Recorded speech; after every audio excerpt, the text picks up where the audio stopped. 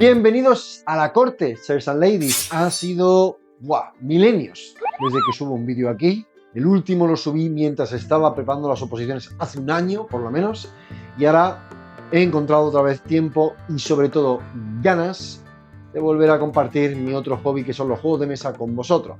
Y voy a empezar este vídeo, esta nueva temporada de vídeos, no sé cuántos caerán, pero pretendo que sea más habitual, con un juego que me llegó en Kickstarter allá por marzo y que, como ya sabéis, yo solo subo reviews de juegos cuando los he jugado bastante, porque una primera impresión es puedo hacerlo, pero no creo. Creo yo que para opinar viendo un juego a ciencia cierta y poder recomendarte si conseguirlo o no, si comprarlo o no, debo de haberle dado bastante cancha. No me atrevería a jugar dos veces y decirte cómpratelo.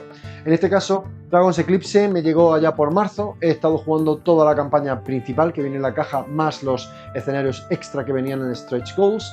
Estamos justo en el último capítulo, es decir, este fin de semana, cuando Ser Juanca venga a mi casa, nos pasaremos lo que viene a ser la caja base y entonces luego os procederé a pasarme los escenarios de Foray in the Shadows, que es la otra expansión que me compré en el Kickstarter. Aquí creo que vienen un total de 4 escenarios, 3 o 4, no recuerdo. Aquí tengo la Pokédexita, ¿vale? Archivo Pokédex. Y lo último que me vino en ese Kickstarter fue precisamente la escenografía, porque si un juego viene con esa escenografía, hay que comprar la escenografía, más si te gusta pintar. Bueno, dicho eso, vamos a pasar directamente a una crítica de qué me está pareciendo o qué me ha parecido el juego, ya después de haber metido mucha caña, y una recomendación final de si merece o no la pena conseguirlo. En este caso quiero decir que, como experiencia personal, en resumidas cuentas, sencilla y simple, es un juego que mola mucho jugar, pero que no vas a, finalmente, en mi caso, por lo menos, no vas a quedarte en la estantería. Ya sabéis que yo tengo un número asignado de huecos en mi colección. Es decir, yo tengo un tope en torno a los 30 juegos que no quiero romper. Así que normalmente voy entrando y sacando juegos.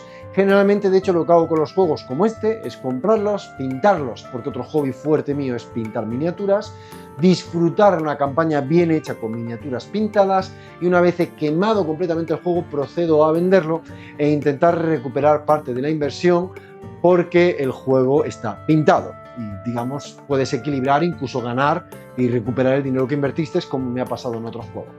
En este caso en concreto sufrimos de lo típico que yo ya he dicho en otros juegos. Es un juego de campaña. ¿Qué quiere decir que es un juego de campaña? Que una vez te lo juegas, se va fuera. Por lo menos para mí. No tiene sentido estar comiendo polvo en la estantería y pensando algún día volveré a pasarme esa campaña, cuando el mercado está muy fuerte en juegos de mesa. Hay muchos juegos que me gustaría probar. No quiero tener muchos juegos concentrados en campañas y aún así sigo adelante pasándome los que tengo para poder, digamos, luego largarlos, si no es algo que diga yo, esto sí que lo voy a reventar hasta el final.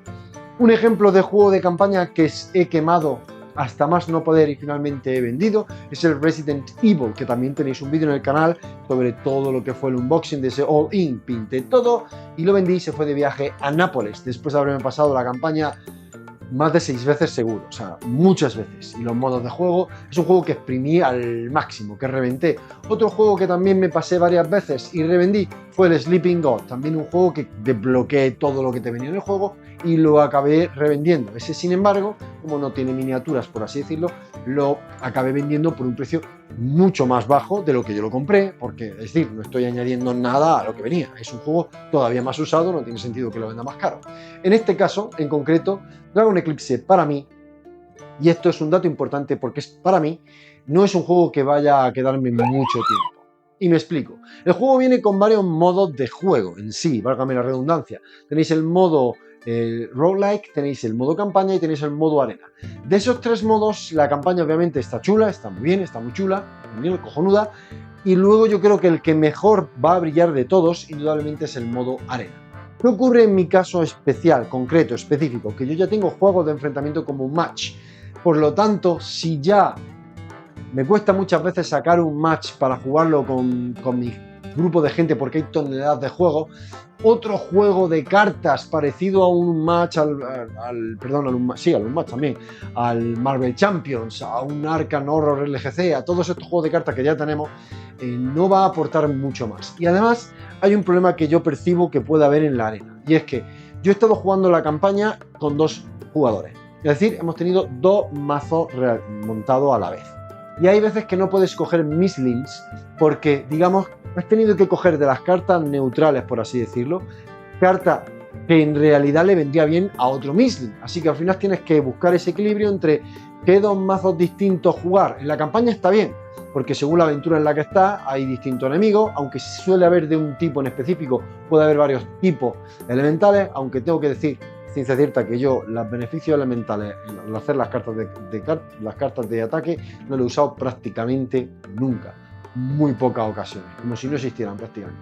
Pero bueno, en la campaña no importa, porque en la campaña los mislings están más o menos equilibrados, te hace un par de mazos distintos, pruebas dos mecánicas y el juego arranca bien, funciona bien. Pero cuando juegas en la arena, jolines, pues hay mislings que a lo mejor tú quieres jugar y quieres ver un enfrentamiento entre Egghorn, que es un bicho que pega muchas veces con múltiples ataques, y contra un, no sé, un Dartalion, que también busca hacer múltiples ataques. ¿Qué pasa? Las cartas neutrales buenas de hacer múltiples ataques se tienen que quedar en un mazo, porque si no, no sacas toda la mecánica explosiva que tiene verdaderamente ese misling a la hora de hacer estrategia y diseño de mazo.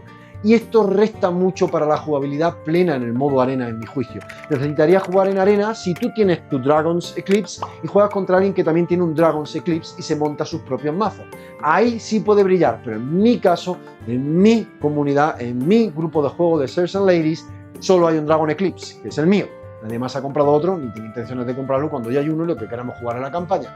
Entonces, para mí, concretamente, el modo arena, si bien donde más brilla el juego, indudablemente, absolutamente, está súper bien diseñado, es precisamente en la mecánica de combate, de cartas, de construcción de mazo, en las distintas estrategias, personalidades y toques únicos e irrepetibles que tiene cada uno de los mislings. Incluso cuando nos encontramos con mislings del mismo tipo y que pueden parecer tener la misma estrategia, como por ejemplo tener un Emberling con un, no recuerdo el nombre ahora, que era como una especie de cervatillo, que también va a burn. Entonces tienes dos bichos que van a quemar, a provocar estado alterado burn. Pero, sin embargo, sí que la estrategia de cómo llegan a provocar esas quemaduras y cómo le afectan a ellos es distinto según cada uno de los mislings. Es decir, que sí que se siente, cada misling se siente muy único e irrepetible, muy interesante en cuanto a su mecánica. Y esto también da mucho interés a la hora de abrirte a la próxima expansión que puedan traer, o que van a traer, perdón, de Woken Realms. No recuerdo cómo se llamaba el Dragon Eclipse, pero es otro que van a sacar, que se supone que es una precuela de este, que te trae nuevos mislings, nuevas estrategias, nuevas cartas, lo cual amplía muchísimo más toda la jugabilidad que hay detrás de la mecánica de combate, de diseño de cartas, de mazo y lo que brilla de verdad del juego. La campaña, voy a beber aguas, por favor, me estoy muriendo ese. Por concretar un poquito más cómo va ese modo de combate, que es sin duda lo más interesante de la campaña, es muy simple. Tú tienes un tablerito, ¿vale? Tienes tu tablerito, barajas tu mazo, que no puede ser más de 16 cartas, y de esas 16 cartas siempre tiene que haber 3 mínimo que sean de tu propio misling, ¿vale? Lo colocas, revelas, por así decirlo, las 4 primeras cartas, se ponen en un track. Ese track, según en qué posición del track o de la ranura cojas esa carta, te da además un elemento que se llama poder, que sirve para utilizar, pues eso, habilidades más chetas, más potentes, propias de cada uno de los tipos de misling, propias de tu propio misling. Por ejemplo, en el caso del Emberling, para quemar al rival, para mover el bebé Emberling, para hacer tu ataque super cheto de llamarada brutal, ataque especial que quita un montón de vida, etc. Entonces, por un lado, las cartas están posicionadas en ese track, donde tú vas cogiendo una carta, robas el poder que te vaya a dar esa carta por la ranura en la que se encuentra y luego haces el efecto de la carta de arriba, abajo, izquierda, derecha. Tienes que hacer todos los efectos que puedas. Esto quiere decir que tienes que tener mucho cuidado porque, por ejemplo, cuando quieres tamear, es decir, domar a uno de los mislings para capturarlo, a lo mejor no quieres matarlo. Y si te pones a distancia de ataque, le vas a tener que atacar. Así que quizás no puedes ejecutar el ataque y solo te interesa ejecutar parte de la carta, o tienes que jugar la carta sí o sí porque estás obligado a jugarla pero no quieres hacer el ataque, por lo tanto tienes que alejarte lo máximo posible de ese misling para no hacerle daño y matarlo. Tiene sus intríngulis extrañas. También cómo se doman cada uno de los mislings, cada uno tiene su mecánica propia de doma que lo hace sentir muy personal y muy único y es muy interesante. Y estas 4 cartas tú vas usando, usas una, hace sus efectos, se va al mazo de descartes, al final de tu turno desplazas cartas, colocas cartas y luego ya tienes mecánicas como Trigger, que es para jugar otra carta del track inmediatamente. Solo se puede hacer una vez, es decir, solo se triguea una vez, que nosotros al principio cuando jugamos trigueábamos 17 veces, está mal, solo se triguea una vez. Tiene otras cartas que lo que hacen es directamente descartar otra carta del track. ¿Por qué querrías descartar una carta de tu ranura? Porque hay cartas que tienen efectos pasivos y que mientras sea la primera carta que hay en el descarte, la que está boca arriba, está dando ese beneficio pasivo. Entonces, hay muchas estrategias únicas y diferentes, cada tipo. Además, suele jugar a un estilo, por ejemplo, los de viento suelen jugar a teleportarse, atacar e irse corriendo, los de fuego son más de combate directo físico y provocar quemadura, los de agua son más support, quitar estado alterado, curar, interrumpir, es decir, interrumpir es una habilidad que está bastante rota, que es que te quita cartas de tus ranuras de descarte, lo cual te quita opciones. Cuando haces al villano, en muchas ocasiones has tenido que enfrentarte a enemigos Misling que de verdad tenías que hacer interrumpir, porque es que si no, no había manera de gestionar eso sin que fuera un sufrimiento. Entonces, el combate en sí es muy original en todos los aspectos. Cómo se ha estructurado, cómo lo han diseñado, cómo se diseñan, cómo funciona cada uno de los Misling. No hay ninguna queja, vuelvo a repetir, el modo arena seguramente es lo que le da toda la vida posterior a la campaña, una vez te pasas el juego. Y es muy recomendable si tienes gente que le guste el juego de cartas, de enfrentamientos, con ese toque de estrategia, de ir moviéndote un poquito un match, pero con otro rollete de cartas. Y sobre todo, en mi opinión, de verdad, en mi opinión, si el otro tiene otra caja de Dragon's Eclipse para que podáis hacer el mazo sin condiciones. Que sí, que está la opción de que tú mismo hagas un mazo y que el otro jugador haga un mazo y no tienen por qué solaparse, ni interrumpirse, ni molestarse. Pero es cierto que hay combates Misling que tú dirías, pues me gustaría ver quién mete más duro ataques múltiples, Elector o el Dactalen, y entonces no puede hacerlo porque necesita, bueno, no, Dactalen creo que iba a interrumpir, pero bueno, tú me entiendes. Hay combates que no vas a poder hacer porque necesitas esas cartas neutrales para un Misling y eso se lo quita a otros Misling. Entonces siempre hay enfrentamientos que no van a jugarse bien, si me explico. La campaña es muy sencilla, no es nada de otro mundo, es una historia interesante, que te cuenta un poquito cómo es el mundo, te pone en esta situación en que había un grupo de... No voy a dar mucha información, que fueron desterrados a un mundo de la sombra, ahora han salido, se están abriendo unas brechas, tienes que cerrarlas y tienes que ir decidiendo qué vas a hacer con este grupo de gente que ha salido del reino y que fue exiliado ahí, son buenos, son malos, qué está pasando, bla, bla, bla. Una historia bastante clasicota en la que más o menos, de hecho, te van dirigiendo hacia dos caminos. La campaña tiene realmente dos vueltas, dos viajes, porque tiene final A y final B, literalmente es un final A y un final B. La última misión es una o es otra, entonces la juegas, eliges uno u otro, por eso mínimo tiene dos vueltas, lo cual es bastante interesante para poder darle caña y jugarlo y disfrutarlo un poquito más. También, por ejemplo, en este primer viaje que hemos dado, no he llegado a conseguir el dragón con el que me compré el juego, que es un galladón, que es el dragón tipo planta, vamos a decir. Me compré el juego solo por lo que molaba ese puto dragón en imágenes y las miniaturas, y no lo desbloqueamos porque como tomamos otras decisiones no pudimos desbloquearlo, y entonces me comí un poco una mierda, ¿no? Está interesante que haya decisiones que te quiten otras decisiones.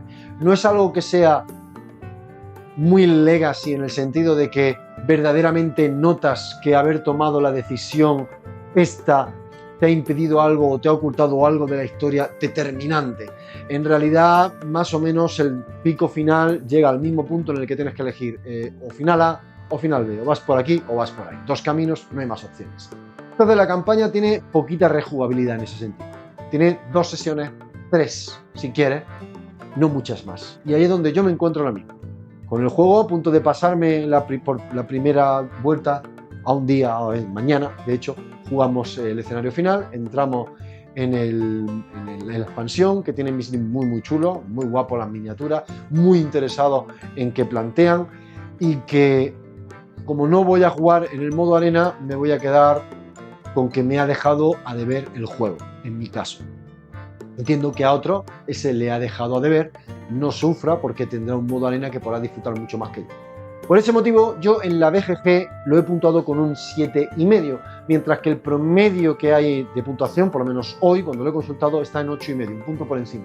Entiendo por qué, y veo perfectamente que sea porque precisamente esa arena, no el roguelike, porque el roguelike es la arena, es lo que da el punto extra, el nivelazo extra al juego, cuando tienes, ¿verdad?, un juego de enfrentamiento en el que puedes diseñar tu mazo y enfrentarte a otros jugadores en combates estratégicos con tus criaturas Misli.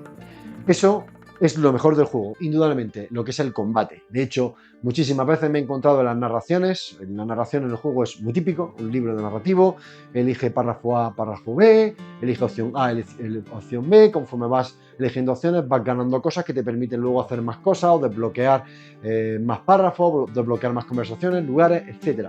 Muy clasicote Paragraph Choice, es muy del estilo, muy Sleeping Gods, muy Arabian Nights, siempre es este rollete, ¿no?